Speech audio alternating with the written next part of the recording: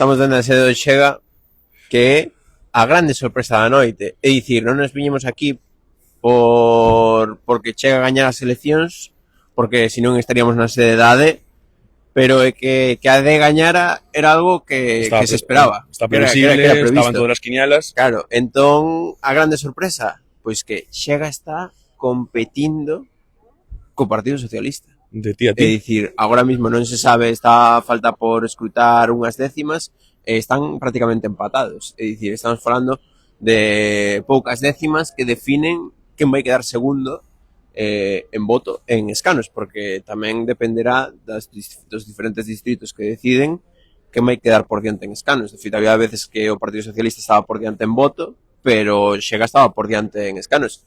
Entón, a grande sorpresa, volve a crecer Chega. O teito electoral, ese de 50 escanos, pois dame a min que vai quedar curto. Son as 11 da noite, aquí en Portugal, hora local. Estamos aquí no Hotel Marriott, que é a sede, hoxe a sede do Chega aquí en Portugal. Pasamos tamén por diante da sede do Partido Socialista, do PS. Está bastante vacío, desanxelada a cousa. E logo na sede do PSD, da Alianza Democrática, da AD, pues había bastante presencia policial, porque, houbera aí un grupo de manifestacións, de activistas do clima, que intentaron, facer pegarse o chan e tal, foi a policía e tal. Había bastante movimento policial.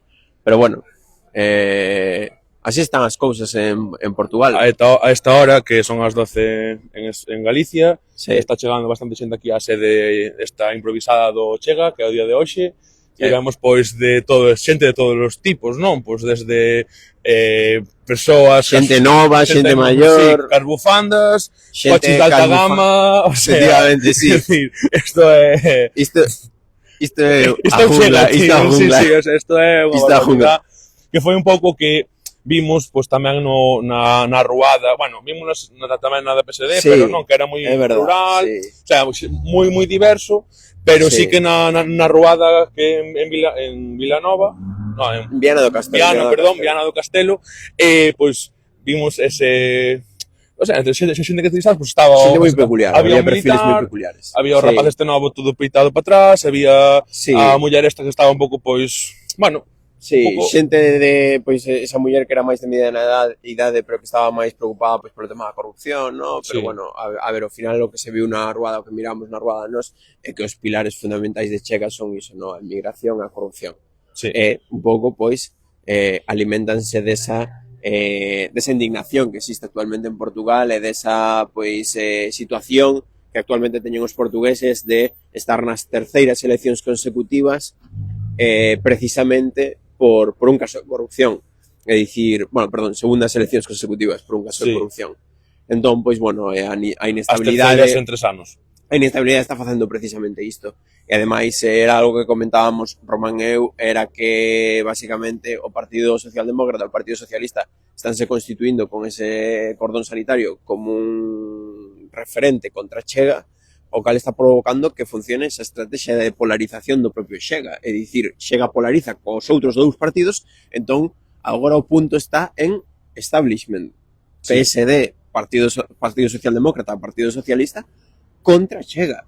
E parece que esa estrategia está funcionando. Que se elixen como o partido antisistema, como o partido que vai facer que a corrupción se remate en Portugal, que vai limitar a inmigración. Efectivamente. Entón, claro, están conseguindo moito voto grazas a iso, grazas a esa polarización que está provocando que se Chega contra o establishment todo. É como aínda por riba, Partido Socialdemócrata goberna en minoría precisamente polo apoio do Partido Socialista para que o Partido Socialdemócrata non teña que pactar con Chega, aínda máis imaxedade establishment de seguir mantendo os gobernos de Partido Socialdemócrata e Partido Socialista. Entón, claro, aquí estamos poñéndonos na perspectiva do electorado, é dicir, a perspectiva estratégica dunha campaña electoral. Están agora, estou escoitando polo pinganillo, creo que están Chega, creo que está entrando Chega, se non me equivoco. Ventura. No, o Bloco de Esquerda, que agora mismo ten 0 escanos. 0 escanos, Bloco de Esquerda. Un partido que entrou na gringonza, naquela, con 15 escanos, 14 escanos, agora mismo 0 escanos, loitando por entrar. Mariana Mortágua unha das candidatas que era das mellores, das máis preparadas. Comentámoslo moitas veces, que tiña un discurso, o sea, a nivel comunicativo moi top, comunicaba moi ben, e ademais porque era, bueno, doutorado en economía, un perfil moi bo para o partido, pero vemos que non... Moita preparación. A esta hora está o 99, bueno, non sei os datos. 98,97% escrutado. E isto é un pouco raro, porque antes estaba no 99,2%. O sea, baixou. Pois, claro, porque non é como en España, comentábamoslo antes, que aquí, pues, hasta que se asignan os asentos por completo, non aparecen no Parlamento, non se asignan os partidos. Ata que non é matemáticamente que ti consigues o escano, non cho dan, non é como en Galicia, que se vai estimando, vai saltando, que vai estimando, e vai cambiando todo. Aquí vai... E a esta hora da noite queda por escrutar solamente Lisboa, non? Por asinar os... Sí, prácticamente Lisboa, que é a grande cidade, o que queda. Estaba Lisboa nun 80% ou algo así, están prácticamente todos os distritos escrutados. Entón, basicamente, pois está un pouco a cousa así. Por facer un pouco de reconto, está a AD de Luis Montenegro, que sería o Partido Popular, ¿no? Aquí en Portugal, está con un total de 83 escanos. O seu socio directo sería a Iniciativa Liberal, que está con 7. É dicir, sumarían en total uns 90 e pico, casi 100 escanos, moi lexos dos 116 que hai que sumar. E despois, como dicíamos, Partido Socialista e Chega prácticamente empatados. Están loitando por ver quen queda segundo. Está o Partido Socialista agora mesmo con 54 e Chega con 53. E por dar un pouco de orde, pois facemos o repaso de abaixo a arriba. O sea, Libre, que é o grande éxito. O primeiro partido que entrou, que é o de Madeira, o JPP. Iso tamén, pero por ir ordenando na esquerda, vale. Libre, 5 parlamentarios libre. A esta hora. Quedando Lisboa que é un dos seus grandes baluartes. Sí. É dicir, Libre podería aínda subir máis. Libre é unha das grandes sorpresas na esquerda.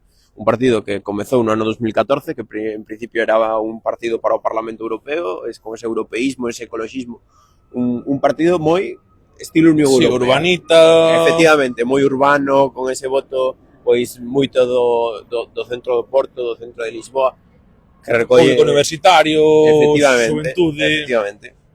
E agora mesmo está con 5, con Rui Tavares, que era un señor que se dedicaba aos medios de comunicación, fíxose famoso en Twitter, e agora pois é a referencia na esquerda, a esquerda do Partido Socialista. É dicir, a CDU, que é outro partido que, como comentábamos, moita fidelidade de voto, está con 3, sí, que era que un menos dos que tiñan, se non me equivoco. Sí, o sea, un menos dos que tiñan, moita fidelidade de voto, o sea, a CDU aguanta bastante ben e podería aínda conseguir. Oye, un escano Bloco de Esquerda.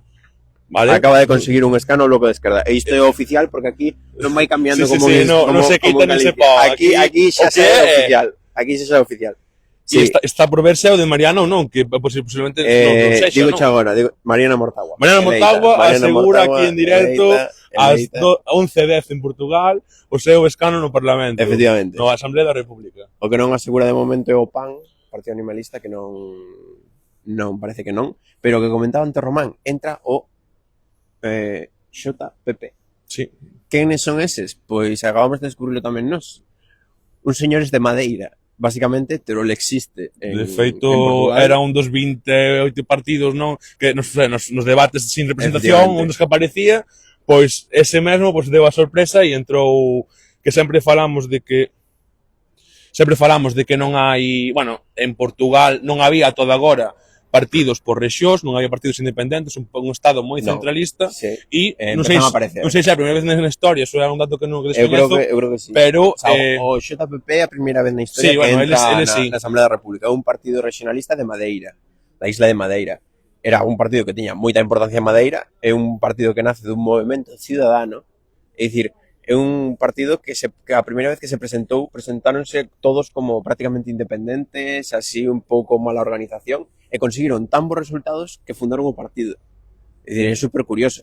Un pouco Terol existe, que efectivamente, un pouco Terol existe, un pouco esa reclamación de zonas como pode ser Madeira, que pois están máis olvidadas ou que teñen menos menos peso inversión, político tamén, menos peso político, menos inversión, como pode ser aquí en Lisboa. Sí, no continente, na zona continental. Efectivamente. Entón, bueno, pois concretamente entra Felipe Martiniano Martins de Sousa, non o coñezo, o sea, non temos nin idea de quen é, porque ninguén se esperaba isto. De feito, estábamos mirando a RTP, de repente conectaron, estaba todo o mundo loquísimo abrazándose, non sabíamos onde estaban, sí. De repente digo, o JPP acaba de entrar. Sí.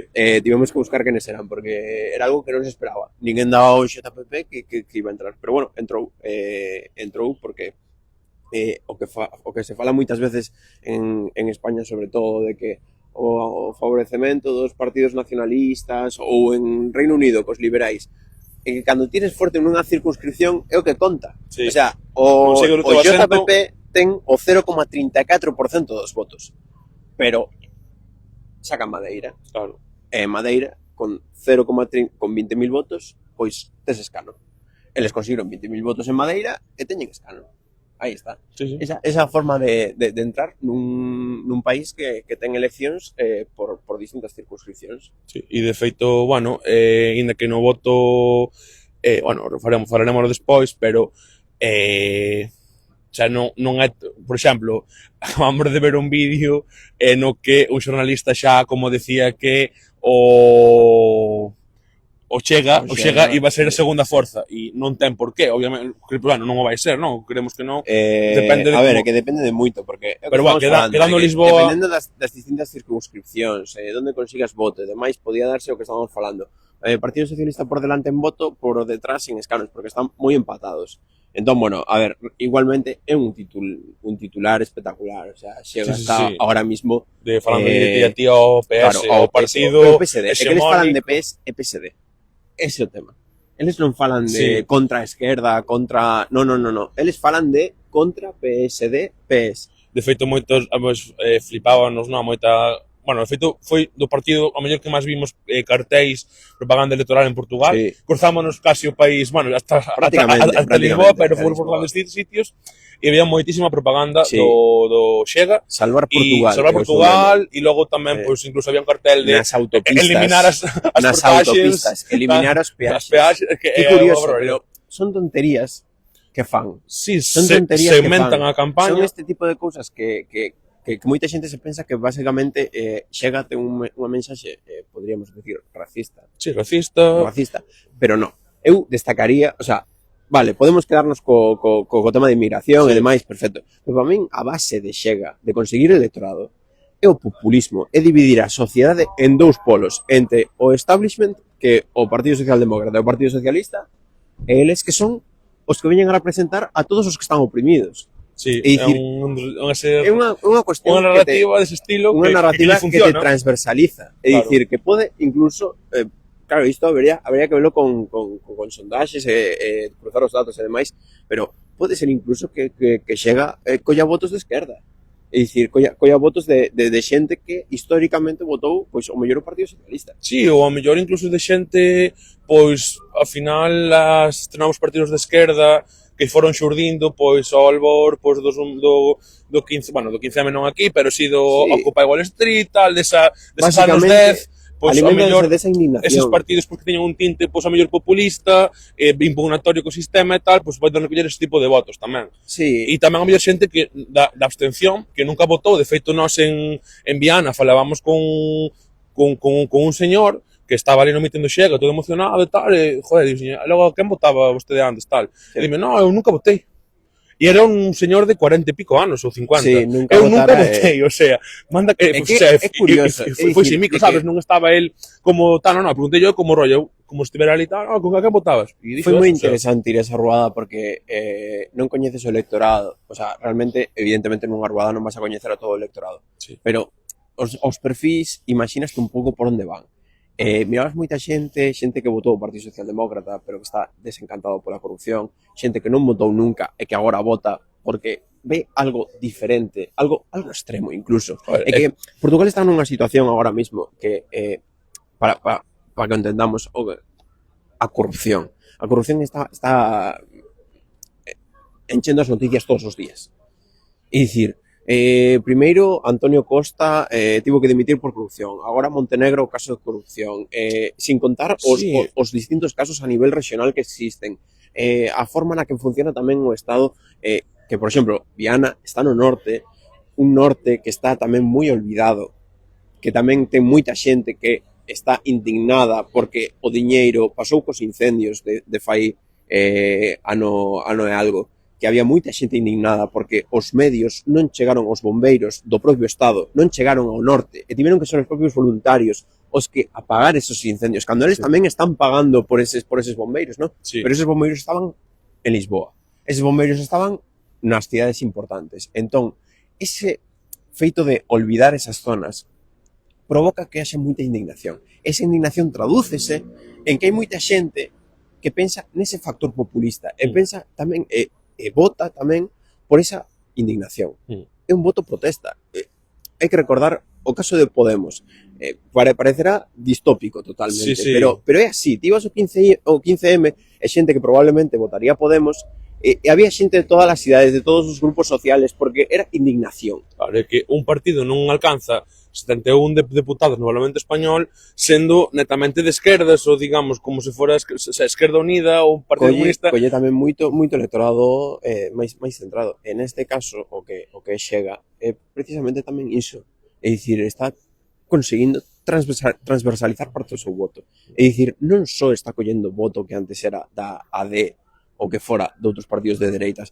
No, está collendo tamén voto que está máis centrado. E además, voto indignado. Hai outra cuestión que comentábamos outro día con Tereixa, que era o tema de como foron modulando o seu discurso. É dicir, que, bueno, está que dicilo sempre, Ventura estaba no PSD, e ahora fundou o Xega e tal, e pasou de ter un discurso ultraliberal a ter un discurso pues, máis proteccionista ou máis social. Máis proteccionista, defender tamén que o Estado xestione a sanidade, que o Estado xestione a educación, é dicir, todo este tipo de cousas que lle foron favorecendo para que? Para conseguir un electorado el consolidou o electorado e ahora vai medrando. Efectivamente, que ten esas ideas na cabeza, é dicir, metes a idea da inmigración e da corrupción que o que lles pode indignar, que é o teu forte, por así dicilo, pero despois aproveitas que non te rechacen tamén por esas ideas, ¿no? Claro. É dicir, que non te rechacen tamén, pois, por exemplo, por un liberalismo extremo. Pois por un liberalismo extremo, o mellor poderían ter máis rechazo nun país europeo que está acostumbrado a ter un estado de benestar, como a Portugal, é dicir, como Portugal, é un país unha sanidade pública que xente que está moi acostumbrada a isto, igual que nós, que o que faz? Pois provocar que non te rechacen por ese tipo de cousas. E van modulando. É algo que lle falla a Vox en España, que é iso, que realmente acabase compartindo, acabase, digamos, ultradereitizando máis, ou incluso indo máis, bueno, xa, moi ben cara onde vai, pero, digamos, non ten un discurso tan fascista ou tan populista como si, pois, máis, digamos... Non é tan populista, e a situación non é a mesma. Máis de dereita. O discurso de Vox populista podería ter funcionado no 2013, no máximo da indignación, pero que non estamos nese punto. E Portugal agora está nun punto moi indignado. Nun punto moi indignado, moi en que os dous principales partidos están fallando. Entón isto, claro, a sensación de abandono, de sentirse eso, os abandonados, os predadores da globalización, que moitas veces sería eso, pues, un pouco esa sensación de... falas que a xente é realmente sintes iso. É que esa xente... Hai xente que, evidentemente, que entrevistas de Xega, evidentemente vai te dicir un discurso racista e todo o que estamos contando, ¿no? É dicir, que un partido de ultradereita, é dicir, un partido de extrema dereita. Efectivamente, alabando o réxime anterior, o sea, evidentemente encontras esos perfis. Pero a mí interésame sobre todo os perfis que están no medio. Que están no medio e que é xente de, iso, 40, 50 anos, 60 anos, que nada máis se pos un micrófono diante como que se atropellan e sintes como que están enfadados. E non te falan nin de inmigración nin nada. Falan de corrupción. E tamén de xustiza, esas cousas, non? Como de... Síntese como perdedores das cousas. Como meter unha bomba no sistema. Unha cuestión radical de cambiar cousas de raíz. De cambiar cousas, de dicir, aquí que isto vai tan mal que hai que petalo por donde sexa. E iso está profundizándose máis. E pode profundizarse ainda máis, porque agora o que eu falaría, que non sei se hai algunha pregunta ou algo así, que queiran comentar, no. No, polo momento non. O que falaría agora é da posibilidade de goberno. É que agora esta grande pregunta, é dicir, a Cámara está como se esperaba que estivera menos o asunto de Chega. Que aínda pon o debate aínda máis en riba da mesa. Que vai a facer Montenegro? Non suma que a Iniciativa Liberal, que sería a súa pata para poder sumar, ¿no? Para construir esa maioría máis moderada. Había unha opción de que sí, pero normal era que non sumase. Efectivamente. Entón, que o que acontece agora? Tamén hai que ver que acontece con Pedro Nuno Santos. Pedro Nuno Santos dimite, non dimite, o líder do Partido Socialista, vai dimitir, non vai dimitir. Pode ser, pois, que Pedro Nuno Santos non dimita, porque que é candidato de secretario xeral, líder do Partido Socialista, dende fai un ano. Sí. O sea, el foi o sucesor de Antonio Costa. Foi o sucesor de Antonio Costa que chegou, pois, precipitadamente a unhas eleccións fai un ano. É dicir, van cambiar de novo de líder. No, e ademais que realmente é que a esquerda ou a oposición pillaron estas eleccións a pé cambiado, é dicir, sin estar preparados 100%, e ademais, pois, vindo de unha dura derrota electoral, que xa fora moi dura nas anteriores legislativas, que non fora tan duro como era previsto, porque ao final o PS fora capaz de quedar aí pisándolle os talóns casi ao PSD, e agora enfrontanse un ano despois a unha debacle que como que os portugueses dixeron, non, nos votamos isto e refrendamos o que votamos nos unos hai un ano. Que pasa? Que a esquerda, comentaba o Lucas sempre nos vídeos e tal, que o PS facía moito a campaña, unha campaña negativa contra o PSD, centrada no caso de corrupción, e que ao final, pois claro, se ti nese marco vas... Decir, o Partido Socialista non tiña proxecto. Claro, podes ganar ou perder. Non había proxecto. Entón perdiches, é dicir, notábase moito, non había proxecto. É dicir, as preguntas serán, como mellorar Portugal? Votar a Montenegro do goberno. Un pouco como fai a dereita en España con Pedro Sánchez. Sí, no, un pouco mesmo. É dicir, sí, non? É como, no, dame... Por iso van a facer o Congreso agora, porque notase un pouco como que o proxecto é votar a Sánchez, non? Pois, claro, teñen que construir algo máis, porque así non eres capaz de conseguir máis electorado. O que estás conseguindo é unha polarización que o que fai é que non se movan os dous bloques. Isto no caso de España. No caso de Portugal, pois o que estaba conseguindo o Partido Socialista era, o que probablemente conseguiu é que a xente pois tendera a votar a AD a ver se conseguía unha maioría para non ter que votar dentro dun ano. Porque ademais non van poder repetir dentro de pouco, porque hai eleccións presidenciais en enero, entón van ter que esperar ata maio do ano que ven e probablemente van a estar cun goberno en funcións. Sí, dilatar. E, bueno, isto coméntase, falo Lucas con Tereixa e con Brais no vídeo que está en YouTube subido, que podedes ver, que falamos tamén dos pactos postelectorais, dos retos de futuro de Portugal, e tamén esa parte non caducou. Entón, eso é moi interesante, todo o que se di aí, pero bueno, sí que aínda acuso, que dicía ahora Lucas, non que é ainda máis esa crise máis agudícese máis, porque é como que decisión vai tomar Montenegro, que decisión que vai decidir Marcelo de Sousa mañá cando empeza a falar cos partidos políticos, de que decisión tomo que vai... Se publicou que vai a tardar. Rebelo de Sousa vai no pensar longo e tendido. A ver, o único con posibilidade de gobernar é Montenegro. Sí, eso está claro. Iso está claro. É dicir, se Montenegro non é capaz de construir unha maioría, non lle vai a dar a maioría. É unha cousa que dixo Rebelo de Sousa, porque claro, estamos moi acostumbrados a que en España nomea o rei, e o rei é como unha figura que basicamente un árbitro, pero sin ser árbitro, pero sin decidir. Aquí Rebelo de Sousa xa dixo, se ninguén ten maioría non o vou mandar a aprobar o seu plan de goberno. É dicir, se Montenegro non ten unha maioría asegurada, non van a mandalo a unha investidura. É dicir, podemos estar Portugal pode estar esperando durante un ano a que Montenegro consiga algo. A situación pode ser moi peliaguda. Se recordamos en España, cando fora agora a investidura fallida de Feijóo, aí que todos decían, por que o rei non obligaba a Pedro Sánchez a investidura. No, Feijóo non foi investidura, ou si? Feijóo foi investidura, certo, sí. Pero esta situación, por que mandan a Feijóo sin ter unha maioría? Claro, exacto, era ese tema. E aquí o presidente da República ten unha parte de potestade, como de unha legitimidade maior. Como disolveu o Parlamento, sempre, con caso justificada, non? Pero ten ese, digamos, poder para tomar decisións. En España ese poder, como é corresponde aos partidos a política está no Parlamento, é dicir, o xefe de Estado non fai tanta política, aquí sí. Aquí, é dicir, onte o propio Rebelo de Sousa fai un discurso para apelar ao voto, hai que votar, estamos nun momento de inestabilidade política. E o domingo pasado votou. Efectivamente, o domingo pasado votou, é dicir, unha figura política moito máis importante, moito máis decisiva no plano político do Parlamento. Claro, claro. É dicir, entón, que o que vai a acontecer? Pois o que vai a acontecer é o seguinte, van a ir a negociacións, e probablemente Montenegro a primeira vía que vai a activar é a vía de que o Partido Socialista se absteña. Que o que vai a facer o Partido Socialista é unha incógnita. Por que? Porque o Partido Socialista hai que recordar unha cousa. Isto non é a mesma situación que o ano pasado. Porque o ano pasado o Partido Socialista tiña problema co AD, porque a AD é un partido de dereitas. O problema agora é con Montenegro. Claro.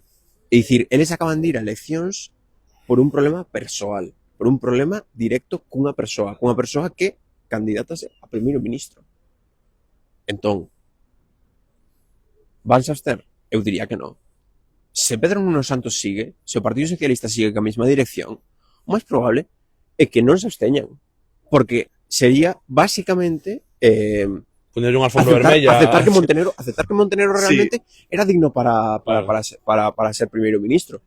Sí. E literalmente eles votaron que non era digno, porque na cuestión de confianza votouse si Montenegro debía de continuar ou non. Persoalmente, votaron que non. Entón, por iso, foron eleccións. Entón, ao final, que o que probablemente pois acontecerá? Pois que se buscará de alguna forma apelar a esa estabilidade. É dicir, a única vía que ten o Partido Socialista é o mellor apelar á estabilidade e dicir, vou abster por a estabilidade, pero que o problema está aquí. Sí. Estabilidade para canto? Porque que non é sair primeiro ministro, é que despois non van a ter posibilidade de aprobar cousas. A ver, que non teño... E o máis peligroso todavía, como aproben cousas xuntos, o que vimos falando, o mensaxe, aquí, nesta sede, está decidido. É o cartel de Ventura no medio, Montenegro e Ventura no medio lado, e os outros dicindo que xa van moitos 40 anos de amiguismo. Estes están de amiguismo, van de que son rivais, pero realmente son o sistema que está aquí decidindo todo o cotarro, aproban orzamentos xuntos, aproban medidas xuntos, e eu son o que realmente vai a cambiar todo isto. E claro, que o que pasa? Que estás convirtindo a PSD e PS nun partido, nun pseudo partido grande, nun gran partido. E ademais hai o gran problema tamén para, ainda que é outra cuestión, ainda que Montenegro xe vencese nas eleccións, na súa bancada, digamos, no lado dereito do voto, hai un partido aquí que está neste hotel que saca un resultado pois moi bo e que tamén pon pois en perigo, o sea, bueno, é como unha chamada de atención tamén a él, non? De dicir... Sí, que realmente o que están facendo non está funcionando. Ou incluso que lle están falando moito do cordón sanitario, pero o cordón sanitario... Claro, pero... que non está funcionando. Que sí que é certo que creo que houve cousas que sí pactaron, cousas puntuais na anterior mandato, o sea... Sí. Pero, digamos, na hora da verdade, pois, a cuestión era contra ese cordón sanitario. Sí. O sea, que, bueno, Xega se abstiña en cousas ou... Que sí, a cuestión era, ao final, é que non queren oír falar de Xega. E, bueno, unha cousa que non comentamos era que, supostamente, hai periodistas que teñen información que están falando xa dunha solución alemana. Sí. É dicir, que o Partido Socialista se absteña ou aprobe ou fa un goberno, non sei. Confederación, quen sabe? O sea, a situación pasa por aí. Porque o Montenegro cede e pacta con Xega, que tamén habería que ver se Xega pacta con Montenegro. Todos creemos que Montenegro, o sea, que Xega, que Ventura, o sea, cos ollos cerrados. Sí. Vai pactar xa claro, ser ministro. Efectivamente, ser ministro aplicar o seu programa de goberno. Veremos tamén o que di hoxe na declaración. Claro, canto vas a poder aplicar? Claro. Tamén, vamos a ver, aquí a xente tampouco é parva. Están vendo o que está acontecendo con outros gobernos. Miremos o que pasa en España. Sí. Goberno no que entra Vox, goberno que está perdendo poder Vox, é dicir, goberno no que entra Vox, comunidade na que está baixando. No, incluso fora diso, os partidos grandes sempre, exacto, dilúense nos partidos grandes. Comen os pequenos, entón, ata que punto Chega vai a aceptar un programa de goberno que non teña medidas potentes que lle aseguren votos para a próxima legislatura, o sea, para unhas próximas eleccións. No, e máis cando chegue quen de marcar o discurso sin estar no goberno, sin aprobar nada. Entón, eso, ao final, xa lle vale, están, pues, digamos, gobernando sin estar no goberno, sin arriscarse, entón, eso, ao final, pues, tamén está ben para eles. Entón, bueno, non sei se falaron os candidatos xa, se volven a falar ou ainda non. Está falando agora mismo Nuno Melo, que é o ministro de Defensa, que é o líder do CDS, que é parte da ADE, PSD, CDS. Entón, está falando agora mismo Nuno Melo. E nada, a grande dúbida agora nesta noite, así a corto plazo, é se dimite Nuno Santos ou non. Sí. Entón, bueno, pois xa se mira. Agora que penso, non me dou por mirar si o mellor Mariana Mortágua dimitiu. Home, se buscar, eu creo que no, pero habería que ver se o mellor Mariana Mortágua con estes resultados dimitiu, porque é un resultado moi malo para o Bloco. É dicir, quedase nun, cando saliu ela non tiñan ningún, xa é unha situación moi complexa, pero no, de momento aquí non me parece que dimitira, o sea que non, mas ao final Mortágua, é dicir, sacou un resultado malo, pero dentro da situación xeral, conseguindo ela o seu escano, pues tampouco, o sea, foi pésimo, pero pues tamén necesita ese voto de confianza, de decir, vale, pues desde aquí por remo consigo pois seguir avanzando ou non retroceder. O sea, o objetivo era manterse no Parlamento, decir, non perder tantísima forza, conseguiu, entón agora mellor pues seguirá, pero iso, veremos, entón, bueno, as principais titulares, xa os dixemos, gaña Montenegro as eleccións da AD, ou chega o grande sorpresa da noite, con un resultado pois moi por encima das expectativas e do que tiña antes xa, e despois o PS pois, sofre unha debacle moi grande. O PAN acaba de entrar. O PAN entra tamén. O Partido Animalista entrou.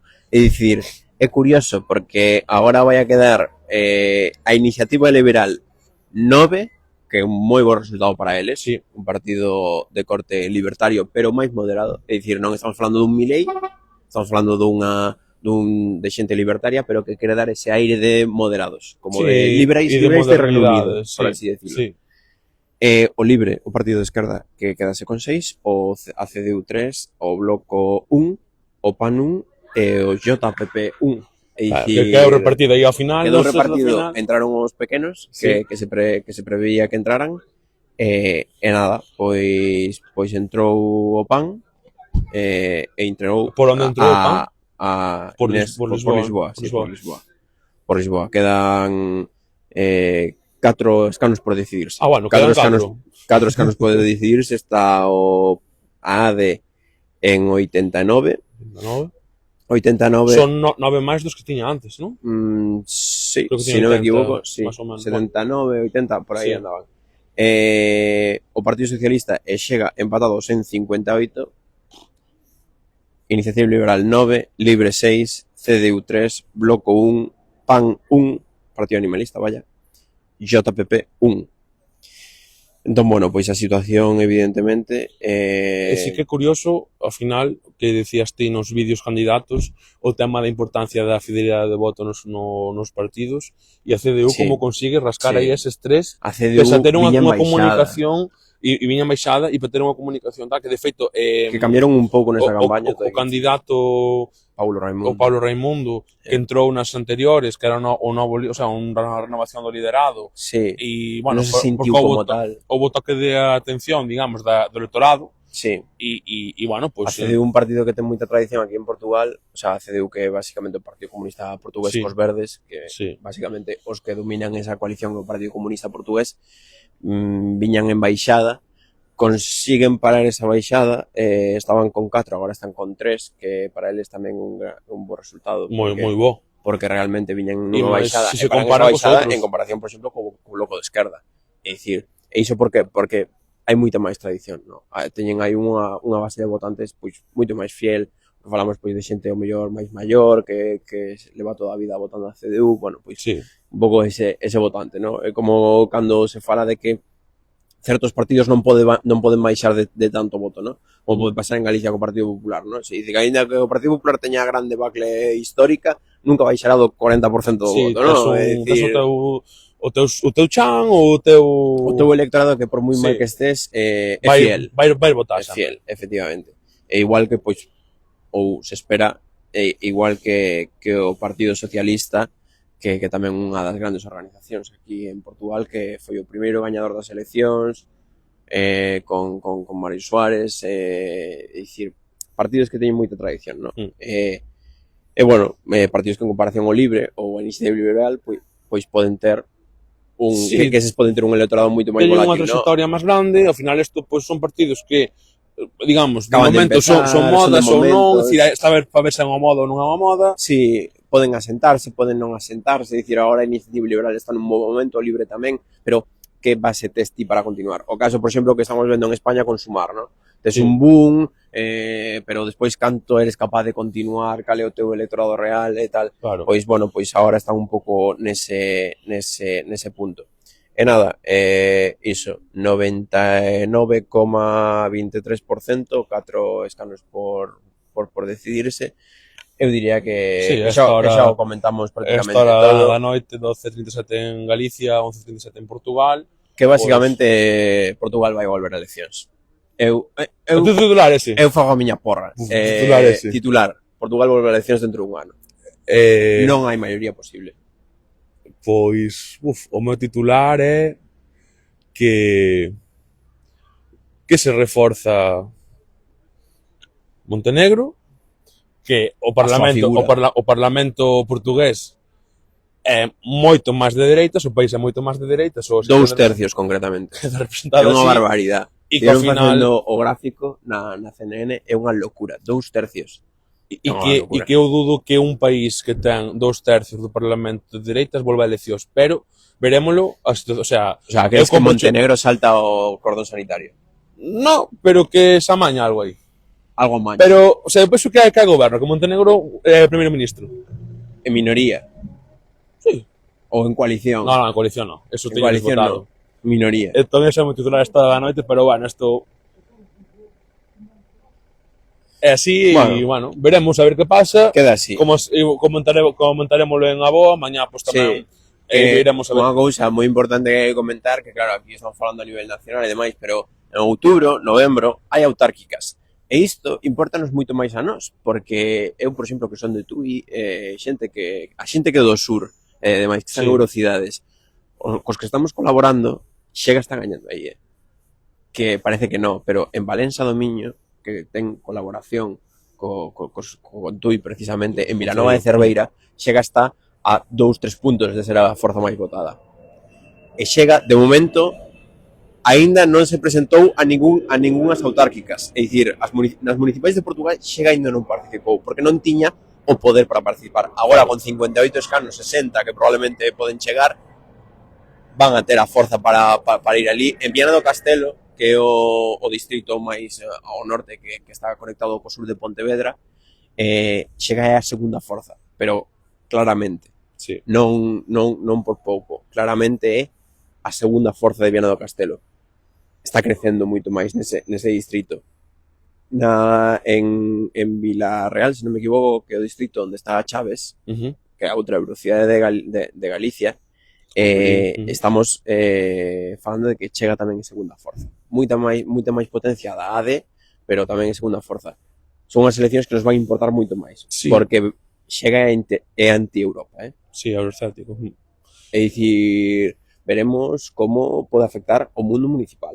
Claro. Porque colaborar, e incluso os partidos que queiran colaborar, porque eu recordo que as eurocidades están gobernadas principalmente por partidos de esquerda. É dicir, quero ver se Tomiño, gobernado polo BNG, vai a colaborar con Vilanova de Cerveira se está gobernada por Xega. Sí. É unha grande pregunta.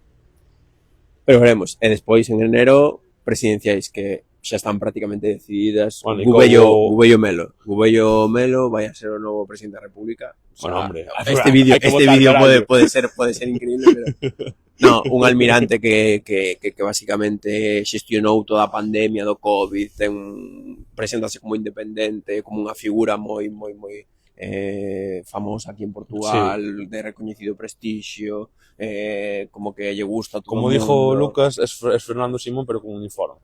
Efectivamente, Fernando Simón con uniforme sin polarización en España, ¿no? Como si todo el mundo estuviera de acuerdo en que Fernando Simón, bueno, espectacular. Bueno, más que nada que o mítico Marcelo Rebelo, que todos coñecedes seguramente, porque é un señor que é campechano, acabase agora o mandato, non pode presentarse de novo, entón tenemos presidenciais en xaneiro, con este señor que se presenta agora como independente. Sí, que perdiu perdón porque un día antes do fin de campaña anunciou a súa candidatura. Levaba meses aí dicindo que non sabía, que él non sabía, dixo o día anterior a acabar a campaña, interpretaron mal. El dixo, eu pensei que non iba a influir, eu pensei que non se iba a tomar, que non iba a ser importante. Entón, ao final, pois nada, pois... Penso que lle entrou mono, sabes? Vi aí os cartéis e dicía, joder, tómame mola, tío. Claro, vais a presentar o 27 de maio a súa candidatura. Entón, bueno, perdiu perdón aí e tal. Pero bueno, si gana Gubello Melo, titular será 50 anos despois, Portugal gobernada por un militar. E co parlamento ultradereitizado, o sea, efectivamente, carallo.